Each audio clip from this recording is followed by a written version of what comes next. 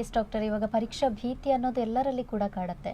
ಆದರೂ ಕೂಡ ಈ ಪೂರ್ವ ತಯಾರಿ ಅನ್ನೋದು ಯಾವ ರೀತಿಯಾಗಿರಬೇಕು ಅಂತ? ಹೌದು, ಪರೀಕ್ಷೆಗೆ ಹೋಗುವಾಗ ಪ್ರತಿಯೊಬ್ಬರು ಕೂಡ ಪೂರ್ವ ಸಿದ್ಧತೆಯನ್ನು ತುಂಬ ಚೆನ್ನಾಗಿ ಮಾಡ್ಕೊಳ್ಬೇಕು. ಯಾಕಂತ ಹೇಳಿದರೆ ಅವರಿಗೆ ಅದು ಆ ಒಂದು ಪರೀಕ್ಷೆಯಲ್ಲಿ ಇಡೀ ವರ್ಷ ಓದಿದ್ದು ನೆನಪಿಗೆ ಬರಬೇಕು ಅಂತ ಹೇಳಿದರೆ ಅವರಿಗೆ ಅದು ಓದಿದ್ದನ್ನು ರಿಜಿಸ್ಟ್ರೇಷನ್ ಆಗಬೇಕು, ಓದಿದ್ದು ರಿಟೆನ್ಷನ್ ಆಗಬೇಕು, ಮತ್ತು ಓದಿದ್ದು ರಿಕಾಲ್ ಆಗಬೇಕು.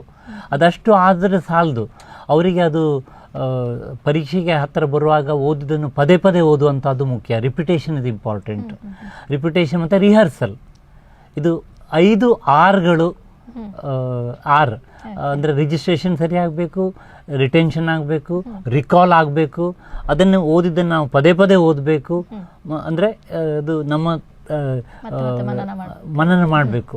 ಹಾಗೆ ಮಾಡಿದರೆ ಮಾತ್ರ ನಮ್ಮಲ್ಲಿ ಅದು ಉಳಿತದೆ. ಹಾಗೂ ಈ ರಿಹರ್ಸಲ್ ಕೂಡ ಇಂಪಾರ್ಟೆಂಟ್. ಕೆಲವು ಪರೀಕ್ಷೆ ವಯೋವೋಸಿ ಥರ ಇರುತ್ತೆ, ಪರ್ಫಾರ್ಮೆನ್ಸ್ ಪ್ರಾಕ್ಟಿಕಲ್ ಇರುತ್ತೆ, ಅದಕ್ಕೆ ನಾವು ಅದನ್ನು ರಿಹರ್ಸ್ ಮಾಡಬೇಕಾಗತ್ತೆ. ಹಾಗೆ ಈ ಥರದಲ್ಲಿ ಪ್ರಿಪರೇಷನ್ ಮಾಡಿಕೊಂಡ್ರೆ ಅವರಿಗೆ ಅದು ಪರೀಕ್ಷಾ ಭೀತಿ ಬರುವುದಿಲ್ಲ, ಅವರಿಗೆ ಅದನ್ನು ಸುಲಭದಲ್ಲಿ ಮಾಡ್ಬೋದು. Okay doctor.